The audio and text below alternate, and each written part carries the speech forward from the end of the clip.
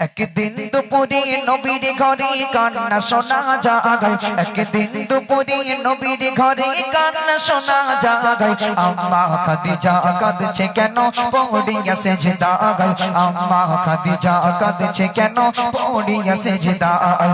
একদিন দুপুরে নবীর ঘরে কান্না শোনা যায়, একদিন দুপুরে নবীর ঘরে কান্না শোনা যায়। আম্মা খাদিজা কাঁদছে কেন পড়িয়া সেজদায়, আম্মা খাদিজা কাঁদছে কেন পড়িয়া সেজদায়। মা ফাতেমা ছুটে ছুটে নবীর দারে যায়,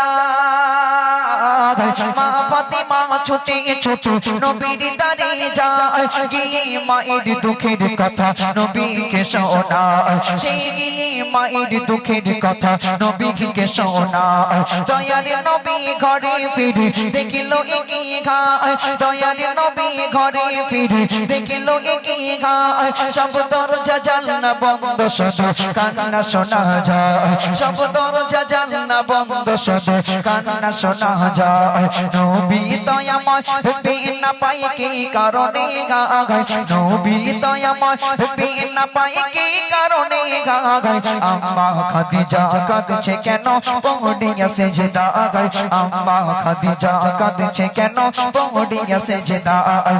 একদিন দুপুরে নবীর ঘরে কান্না শোনা যায়, একদিন দুপুরে নবীর ঘরে কান্না শোনা যায়। আম্মা খাদিজা কাঁদছে কেন পড়িয়া সেজদায়, আম্মা খাদিজা কাঁদছে কেন পড়িয়া সেজদায়। দায়ের নবী তো জানির বাদশা ছুটে ছুটে বাড়ি এলেন, দরজায় টোকা দিলেন। খাদিজা কাঁদো কেন? ও খাদিজা তুমি কি আমার উপর রাগ করেছো? খাদিজা কি হয়েছে? নাকি আমি গরিব নবী কি তোমাকে দুমালার দুমুঠো ভালো খেতে দিতে পারি না, ভালো পোশাক দিতে পারি না, তাই কি তুমি রাগ করেছো? খাদিজা দরজা খুলে দাও, তোমার দরজার সামনে দাঁড়ালেই তো তুমি দরজা খুলে দিতে, আজ কেন খোলো না? কি হয়েছে তোমার? খাদিজা কোনো কথার উত্তর দেয় না, শুধু কেঁদেই চলেছে। দয়ার নবী দুজাহানের বাদশাহ খাদিজার কান্না দেখে এবার নিজেও কাঁদতে শুরু করেছেন। সুবহানাল্লাহ, কি ভালোবাসা, স্বামী স্ত্রীর কি মহাব্বত! আহ, কত বছর বিয়ে হয়েছে। খাদিজার কান্না দেখে দয়ার নবী দুজাহানের বাদশাহ নিজেও কাঁদতে শুরু করেছেন। এবার যেই না নবী কাঁদছেন, খাদিজা আর স্থির থাকতে পারে না। কি ঘটনা ঘটছে, খাদিজা কি বলছে? কবি লিখছেন, দয়ার নবী বলল এবার ও গো খাদিজা, দয়ার নবী বলল এবার ও গো খাদিজা, দোহাই তোমার তুমি এবার খুলে দাও দরজা, দোহাই তোমার তুমি এবার খুলে দাও দরজা। ভিতর থেকে কান্না শুরু বলল খাদিজা, ভিতর থেকে কান্না শুরু বলল খাদিজা, কিছু শর্ত আমার করলে পড়ো খুলিব দরজা, কিছু শর্ত আমার করলে পড়ো খুলিব দরজা। নবী দয়াময় দয়ার নবী বলি ও গো বিবি খাদিজা, নবী দয়াময় দয়ার নবী বলি ও গো বিবি খাদিজা, সব শর্ত পূরণ করব কথা দিলাম আজ তোমায়, সব শর্ত পূরণ করব কথা দিলাম আজ তোমায়। একদিন দুপুরে নবীর ঘরে কান্না শোনা যায়, একদিন দুপুরে নবীর ঘরে কান্না শোনা যায়। আম্মা খাদিজা কাঁদছে কেন পড়িয়া সেজদায়, আম্মা খাদিজা কাঁদছে কেন পড়িয়া সেজদায়।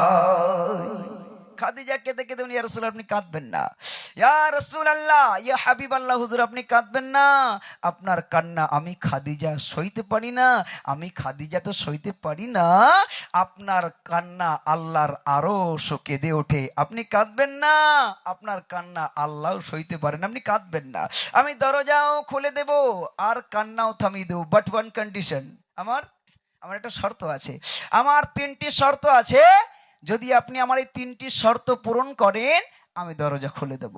নবী শর্তের কথা না শুনেই বললেন, খাদিজা চিন্তা করো না, তোমার সব শর্তে আমি রাজি আছি। জোরে বলুন সুবহানাল্লাহ। শর্তের কথা শুনিনি। আচ্ছা ভাই, আমাদের ঘরের বউরা যদি বলতো, শোনো দরজা বন্ধ তোমার জন্য, আমার কিছু শর্ত আছে তোমার পূরণ করতেই হবে, ভাই দরদর করে গাদে ঘাম পড়তো না, না জানি আমার বউ কি চাবে তার, ঠিক না? কারণ আমাদের বউদের তো শুধু দুনিয়াবি লোভ ছাড়া কিছু নেই, ঠিক কিনা? আমাদের ঘরের বউরা কি বলবে, যে চলো না আমি আর তুমি এবছরে তুমি কিছু দাও আর আমি আব্বার কাছ থেকে কিছু নিচ্ছি, চলো না দুজনে একটু হানিমুন করে আসি। কোথায়? উমরা হজ করে আসি, একটু কাবা বাইতুল্লাহ তওয়াব করে আসি। আমাদের ঘরের বউরা বলবে না। আমাদের ঘরের বউরা বল চলো না একটু ওদের পুজোর ছুটিতে একটু দীঘায় বেড়াই আসি, চলো না একটু দার্জিলিং যাই, চলো না একটু গ্যাংটক যাই। বাপের বাড়ি ভালো সোনার হার পড়েছিল, ভাবি দেখেই বলে উই আমারটা কবে কই দেবো তাই বলো। আবার বাপের বাড়ি দেখে এসেছে সুন্দর বাড়ি, বাথরুম ঘরে বলছি কি সুন্দর বাথরুম করি, ভেবেছি ভাত খাওয়া যাবে, তুমি কি করছি কাছে। আমার মায়েরা দুনিয়াবি জিনিস ছাড়া আর কিছু, এখানকার মারা ভালো যদিও এদের চাওয়া পাওয়া ভালো, দুনিয়াবি জিনিস ছাড়া কিছু চায় না। কিন্তু খাদিজা রাসূলের স্ত্রী হয়েও নবীর কাছে কি চাইছে মন দিয়ে শুনবেন। প্রথম শর্ত, কি শর্ত কবি লিখছেন? প্রথম শর্ত হলো আমি মরিব যখন,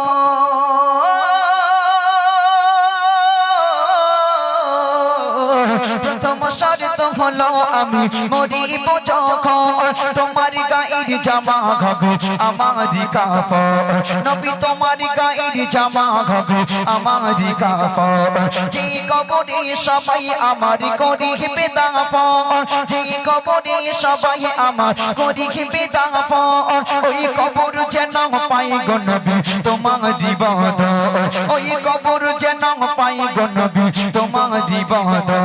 মনিকা দিন কি আসবি যখন আমার কবরে, মনিকা দিন কি আসবি যখন আমার কবরে, থাকবে তুমি সেই সময় আমার কবরের ধারে, থাকবে তুমি সেই সময় আমার কবরের ধারে। একদিন দুপুরে নবীর ঘরে কান্না শোনা যায়, একদিন দুপুরে নবীর ঘরে কান্না শোনা যায়, আম্মা খাদিজা কাঁদছে কেন পড়িয়া সেজদায়, আম্মা খাদিজা কাঁদছে কেন পড়িয়া সেজদায়। শর্ত নাম্বার 1 কি বললেন? প্রথম শর্ত হল ইয়া রাসূলুল্লাহ আমি খাদিজা যেদিন মারা যাব, খবরদার খবরদার দুনিয়ার কোনো কেনা কাফন দিয়ে যেন আমার কাফন করাবেন না, আপনার গায়ের জামা দিয়ে আমার কাফনটা করাবেন। দ্বিতীয় নাম্বার শর্ত, যে কবরে আমাকে রাখা হবে ওই কবরে আমাকে রাখার আগে আপনি একটু গড়াগড়ি দিয়ে দেবেন, যাতে করে আপনার গায়ের গন্ধ আমার কবরে মিশে যায়, মুনকার নাকিরের ফারিস্তারা আসলেই যেন বুঝতে পারে এই কবর থেকে বিশ্বনবীর গায়ের গন্ধ পাওয়া যায়, মানে এই মহিলার সঙ্গে আল্লাহ রসুলের কোনো সম্পর্ক আছে, যেন একটু ভালো ব্যবহার করে। জোরে বলুন সুবহানাল্লাহ। 3 নম্বরের শর্ত ইয়া রাসূলুল্লাহ যখন সবাই আমাকে কবর দিয়ে চলে যাবে আপনি যেন যাবেন না, আহা আমার কবরের পাশে একটু দাঁড়াবেন আপনি। মুনকার নাকিরের ফারিস্তাদের দেখে আমি যদি ভয় পেয়ে যাই, আতঙ্কিত হয়ে যাই, আর প্রশ্নের উত্তরগুলো যদি ভুলে যাই, আপনি একটু উপর থেকে দাঁড়িয়ে দাঁড়িয়ে তালকিন করে করে প্রশ্নের উত্তরগুলো একটু বলে দেবেন। জোরে বলুন সুবহানাল্লাহ।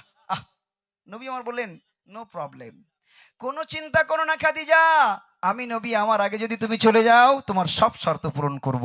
দিন গড়ালো, রাত এলো, বছর গড়াতেই খাদিজা দুনিয়া ছেড়ে বিদায় নিয়ে চলে গেলেন। দয়ার নবী তো জাহানের বাদশা বড় ভেঙে পড়লেন, কাঁদছেন, কিন্তু শর্তের কথা ভুলে যায়নি, একের পর এক শর্তগুলো পূরণ করছেন। শেষ শর্ত, কবরের পাশে গিয়ে কি ঘটনা ঘটেছিল কবি লিখছে শুনুন। মা খাদিজা দুনিয়া হতে যেদিন নিল যে বিদায়,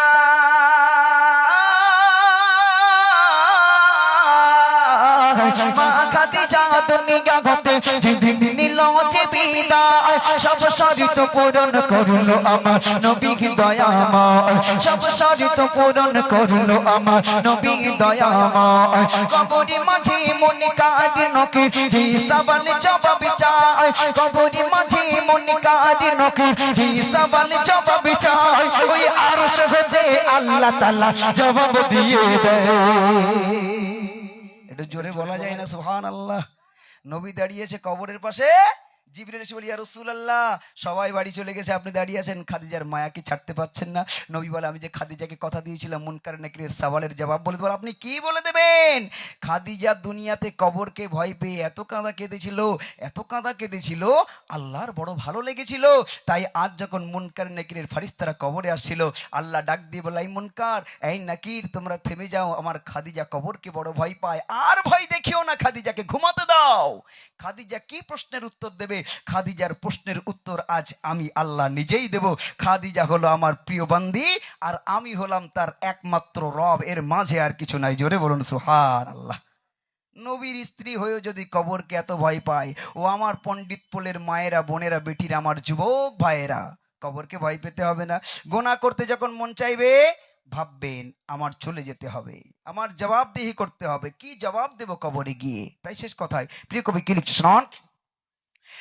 মা খাদিজা দুনিয়া হতে যেদিন নিল হচ্ছে বিদায়, সব শর্ত পূরণ করলো আমার নবী দয়াময়, সব শর্ত পূরণ করলো আমার নবী দয়াময়। কবরের মাঝে মনি কাঁদিনকে যে সওয়াল জবাব চায়, ওই আরশ হতে আল্লাহ তাআলা জবাব দিয়ে দেয়, ওই আরশ হতে আল্লাহ তাআলা জবাব দিয়ে দেয়। সাইফুদ্দিন নামে নেই করো সেই কবরের ভয়, সাইফুদ্দিন নামে নেই করো সেই কবরের ভয়। যে কবরের মাঝে আমল ছাড়া কোনো উপায় না গায়, যে কবরের মাঝে আমল ছাড়া কোনো উপায় না গায়, যে কবরের মাঝে আমল ছাড়া কোনো উপায় না। একদিন দুপুরে নবীর ঘরে কান্না শোনা যায়, একদিন দুপুরে নবীর ঘরে কান্না শোনা যায়।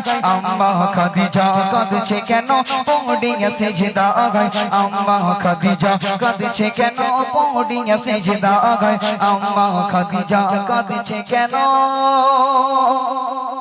পড়িয়া সিজদায়।